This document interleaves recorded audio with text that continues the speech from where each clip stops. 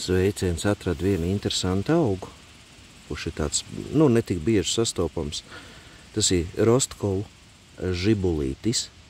Šo augu izmanto arī ārstniecībā, bieži izmanto tieši tā kā acis slimību ārstēšanai, bet, es neieteiktu, teiksim, pašam taisīt izvilkumu un skalot to acis. Izmanto arī elpceļiem, bet augs ir vērtīgs, tagad viņš zied, tagad viņu arī var mierīgi vākt, un šis augs ir tāds, diemžēl mājaslapā es viņu neesmu aprakstījis viņa īpašības, jo viņi diezgan reti kaut kur var sastapt, diezgan reti var kaut kur atrast, līdz ar to vienkārši tagad pamanīju, ka viņš te aug, diezgan vērtīgs augs, un tepat blakus arī tāpat mālē paug, ja ir ļoti, ļoti liela nepieciešamība, šīs nelielās lapas arī var ievākt arī tagad rudens pusē un izmantot ārstniecībā. Ja ļoti gribās, tāds varbūt jau nē, bet šāds nebojāts laps neliels varat ievākt un izmantot tējām.